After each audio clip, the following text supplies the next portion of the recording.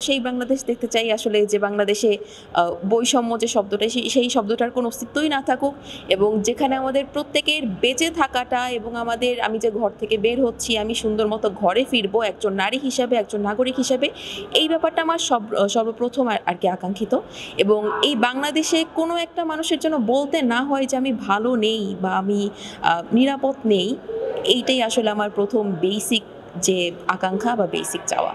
এমন একটা বাংলাদেশ চেয়েছিলাম যেটা হবে যৌক্তিক বাংলাদেশ, দুর্নীতিমুক্ত বাংলাদেশ। কিন্তু আপনারা দেখেন আজকে উপদেষ্টাদের ভিতর থেকে এপিএস যারা আছে এরাই দুর্নীতির সাথে যুক্ত আছে। সুতরাং আমরা এরকম বাংলাদেশ কখনো দেখতে চাই না। যে বৈষম্যের বিরুদ্ধে আমরা লড়াই করেছি, এই বৈষম্য যুক্ত বাংলাদেশ আমরা চাই না। আমরা একটা বৈষম্যমুক্ত বাংলাদেশ চাই, একটা সম্প্রীতির বাংলাদেশ চাই। বাংলাদেশ তো খুব সুন্দর একটা বাংলাদেশ আমরা দেখার যে স্বপ্ন নিয়ে জুলাই গণ অভ্যুত্থান করেছিলাম, দুঃখের বিষয় আজ আমরা সেই স্বপ্নই দেখেছি, কেবল স্বপ্নর বাস্তবায়ন ঘটেনি আর কি।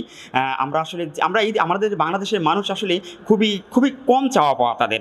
আমরা যারা আসলে আপনারা জানেন যে আসলে বাংলাদেশের আমরা একটা উন্নয়নশীল একটা দেশ, সেই হিসেবে বাংলাদেশের মানুষের বেশি চাওয়া পাওয়া নাই। তারা কিন্তু সুন্দরভাবে দুমুঠো খেয়ে নিরাপদভাবে বাংলাদেশে বসবাস করতে চায়। যেন আমার একজন ভাইয়ের বোন হেঁটে যাচ্ছে, সেখান থেকে যেন ভাই থেকে বোনকে ছিনিয়ে না দর্শন করা না হয়। আমার বাজারের যেন হচ্ছে আমার একটা দোকান নিয়ে বসে যেন চাঁদা দিতে না হয়। আমার হচ্ছে ভাই এখানে যে আমাদের হচ্ছে আপনার এই যে ঘরে ডাকাতি না হয়। মানে এরকমের বাংলাদেশের মানুষ যেন সুন্দরভাবে লাইফ লিড করতে পারে, সেরকম একটা সুন্দর বাংলাদেশ আমরা স্বপ্ন দেখছি।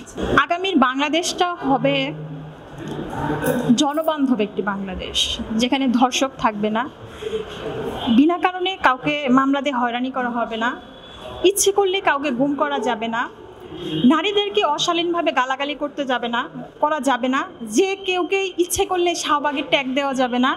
নারীর যে স্বাধীনতা, যেটা শালীনতার সাথে যেটা আছে, কারণ আমি এই সমাজে একা বাস করি না, আমি এই সমাজে যখন বাস করি আমার পারপার্শ্বিক আরও মানুষ বাস করে, তাদের কারো কিছু খারাপ লাগার ব্যাপার থাকে। মানে সার্বজনীনভাবে বলবো যে তাদের যেন ভালো লাগে, আমিও যেন আমার স্বাধীনতা নিয়ে চলতে পারি, এইরকমভাবে যেন একটা সমন্বয় হয়ে দেশ পরিচালিত হয়, সেই বাংলাদেশে যাচ্ছি।